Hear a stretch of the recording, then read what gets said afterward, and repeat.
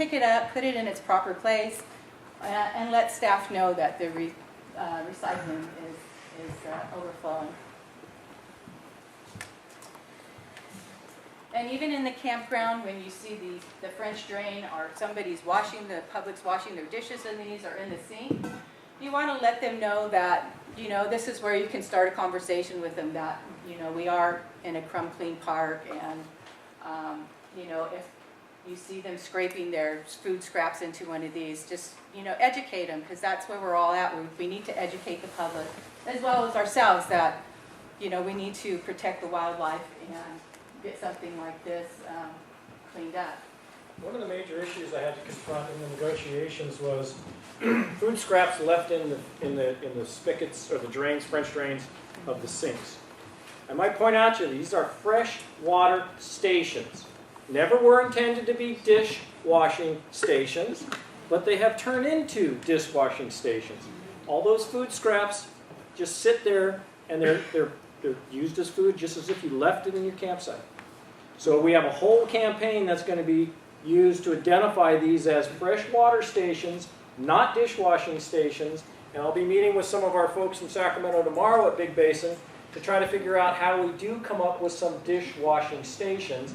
Because at one point they wanted us to build facilities to do dishwashing in, and all these other things which bring in ADA compliance and millions of dollars, and how do we do this by April 14th? I don't know, and we have a solution. Primarily it's to understand that we have to educate people. Fresh water station, not dishwashing station. And we have ways that we can teach you, and we will be teaching other folks on how you can clean your dishes without using these French drains as a repository for every scrap of food that you don't want to eat. Garbage. And even if you see water dripping out of these, they do attract the jays as well. So let staff know, let the maintenance staff know that we have a water dripping, a water issue, so we can correct that as well.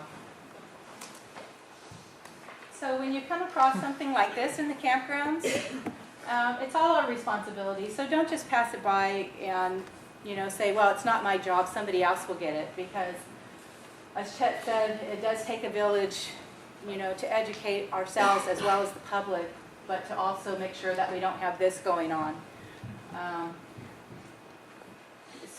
And there's always the gloves at the headquarters, or you can stop any of the maintenance staff to pick something like this up. Or even, it's always handy to carry a pogie with you when you're out walking around, to pick up garbage.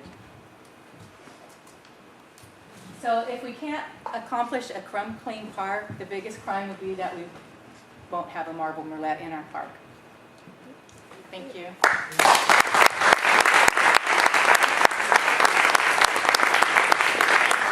Took in a lot of information today, and it's really important that you retain that information. So now we're going to get an idea of how well you retained it. We're going to play one of my favorite games, which is Family Feud.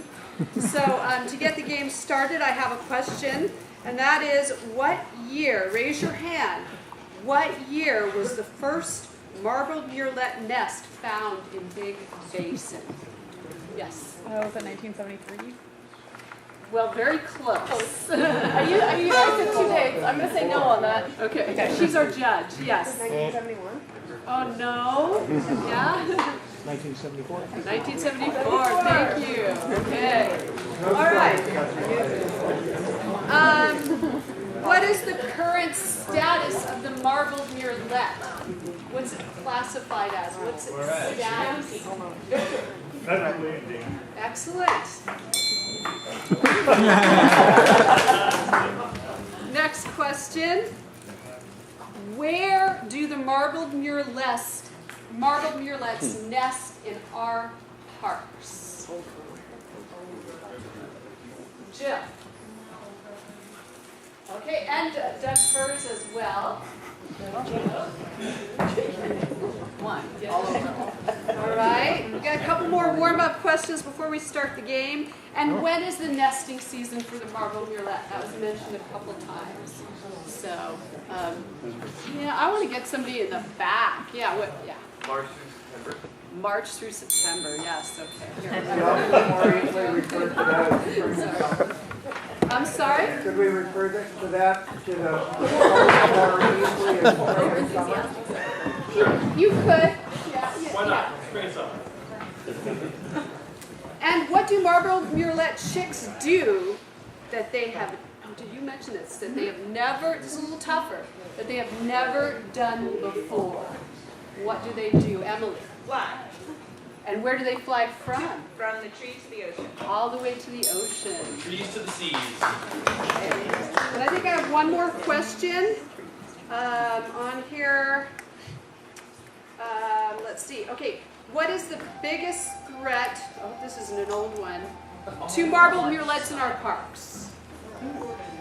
What is the biggest threat to marbled murrelets in our parks?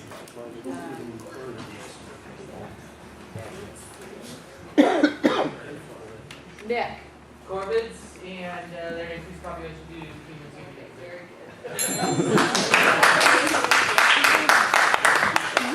And finally, what do you do when you find a marbled murrelet on the forest floor? Portia mentioned this. Yes. Pick it up and take it to the ranger station or to the federal wildlife Department of Fish and Department Game. of Fish and Game. Right, or notify Portia. Yeah. Fish and wildlife. Oh, Okay, if you received a piece of candy, come on up.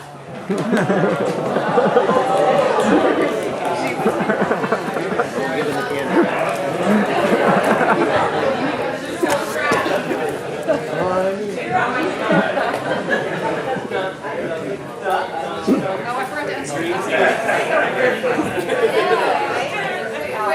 Let's get 3 people there, so I can get 1 person to go over there. Okay, and here's a really important question that I did not ask. What makes the marbled murrelet bird different from any other bird in the world? Any other bird in the world? In the back row, yes. It nests in the redwoods and it goes to eat all the way to the ocean. That's true. That's close enough. What do you think, judges? Give it to him!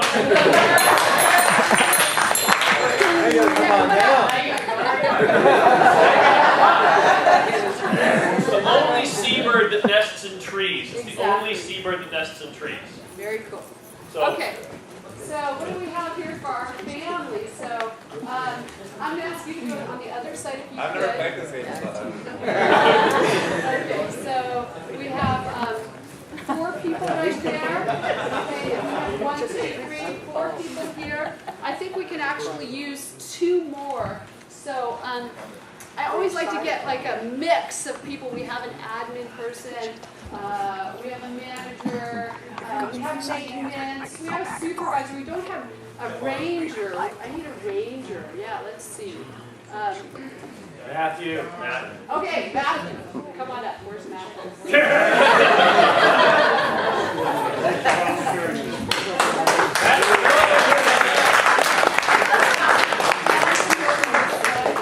So that's fun. And Resources. concessionaires. What else don't we have? We don't have a trails person. Resources. Resources? Oh, that's like, we can't get a resources person. Well, we have one okay, maintenance, okay. There's no maintenance. Felipe, come on up.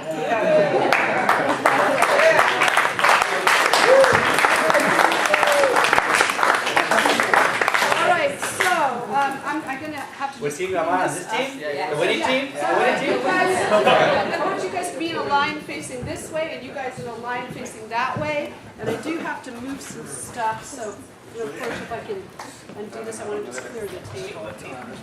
What? We're putting that down over here. No, you were right. You were right. we're staggered line. All right. And Matt, if you can come up just a little bit. Okay, so we have 2 families here, and we're playing Family Feud. So what happens is I'm going to ask a question, and then the first person in the line is going to come up here, and if you think you know the answer, you're going to slap the table, and then you'll answer it. If you get it right, you're going to hear and if you get it wrong, you're going to hear and then if you get it right, you get to go back to your family to confer answers for the next set of questions. But if you get it wrong, then the other family gets to. And so it's going to start out with Matt and Jill, and then you'll go to the back and we'll move forward so that each person in the family gets to be the first one to come in, okay? So any questions about that? Okay, so let's see how we do here and how we as presenters did. Okay, very good. You have to have your hands behind your back. And then, okay? And I need my judge. What about if you get the wrong answer, you stand back or you just go back? If you get the wrong answer, the other family gets to confer about it. So, Portia, I need you as a judge. Come on up. Okay, so are you guys ready? So what it is there's going to be several answers, so the survey says, okay? So, hands off the table there. Okay. Why has the corvid population increased over the past several decades? Who got it? Jill. Jill. Is that right? Would you say, Judge? No. So, whatever Susan and I'll just say. Sounds like Julia. It was Jill. All right, now you guys, I need you as my judge. Okay, so Jill, give me an answer. Survey says, and there's actually 4 possible answers, maybe more, but 4 that we as an Open dumps. corvid population has increased over the past several decades because of open, Dump. okay. Stations. Yes? Yes, okay, all right, very good. You guys get to confer with your family, and so there's actually more possible answers. So, what has the corvid population increased over the past several decades? What else? Survey says, campers. what's that? Campers. Increase in camper populations, yep. Okay, where else? I think I heard it. Yes. People leaving your food out. They've adapted to the very easy food source provided by humans, okay? Okay, want to say that? Yeah, Interpreters are very intelligent birds, excellent! I don't know, so you need a scorekeeper. Do you want to give them 1 point, I guess? Yeah. So, all right, so now let's get the next 2 up. Okay, we actually have 11 possible answers for this one, so hopefully you'll get it. What is State Parks currently doing to protect the marbled murrelet? Wow. Felt like a tie. Let's give it to this team then. Okay. Does that seem fair enough? Okay. Can you tell us one thing that State Parks is currently doing to protect the marbled murrelet? Informing the public about the bird. Educating the public about marbled murrelets and our Crumb Clean campaign. Excellent. Okay, survey says many others. What is State Parks currently doing to protect the marbled murrelet? Let's hear something else. Installed food lockers. Food lockers, Okay. that Excellent. have been changed so that they can not be got into by animals. Yes, providing animal-proof food lockers. Excellent. Shooting ravens. Shooting ravens. There's a couple more. Can you come up with a couple more? Think of Portia's program. Signing sheet for campers. Okay, yeah, we're using lots of educational materials, including the Crumb Clean Pledge, brochures, displays, videos. What else? Making those fake eggs. Yes, the Taste of Immersion program. Excellent. Okay. Anything else that Rachel might have said? New dumpsters. Providing new animal-proof garbage dumpsters and recycling bins and garbage cans. Excellent. Okay. All right. We have another one that has several possible answers. What can visitors do to protect the marbled murrelet? Keep their food in their car or in the food locker. Properly store your food in the car and food locker. All right, we have actually several other possible answers. Survey says, what else? What can visitors do? Pick up trash. Visitors don't litter. Excellent. Dispose of food scraps properly. Yes, absolutely. Properly dispose of food scraps and trash. Wash their dishes at the fresh water station. Okay, when washing dishes and preparing food, always make sure you leave the area crumb clean when you're finished. What else? Don't feed wildlife. Don't feed wildlife. That was the #1 answer, yep. Okay, keep your picnic site and campground crumb clean at all times. I think you guys got it, right, Judge? Alright, here we go.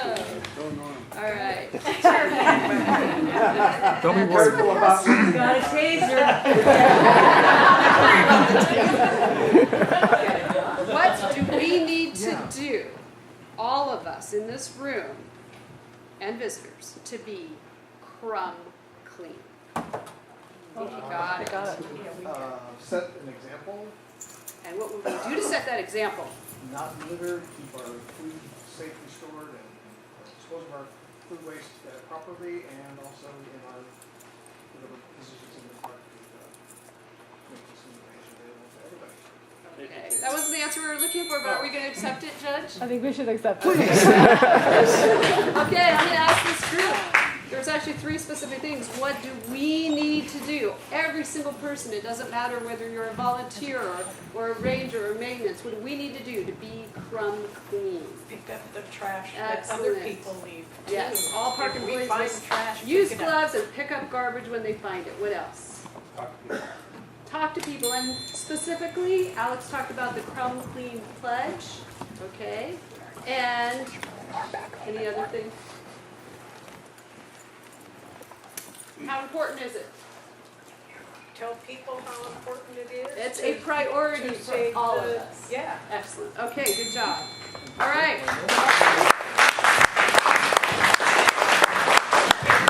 Okay. Name material, something that we're providing available that every person here can have access to that educates the public on crumb clean. Survey says? I don't know, who was it? We're providing a sign sheet for campers to The inform. Crumb Clean Pledge, is that, okay, all right, that's one of many, so go back to your team, and what else can you guys do? What else can we have? What media? Name materials available to all employees and volunteers for educating the public on crumb clean. You might even have something in your hand. What? The video at the visitor center. Video, excellent. Signage on the food stores. Signage on the food stores lockers, what else? Magnets and stickers. Magnets and stickers, okay.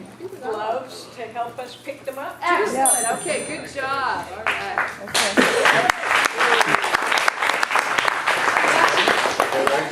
Okay, we got a couple more. I think we're just going to keep these 2 families out. So come on forward. We're going to do a couple more questions. We've got 2 more. What reasons can citations be issued to ensure that... Right. But there's more to the question. Not only what reasons can citations be issued to ensure protection through crumb clean, how much can the fine be? So that's 2. So just okay, that's good. And then go back to your group. There's 3 reasons that a citation can be issued. Absolutely. Littering. Food storage requirements, littering, and one more. You can cite someone for.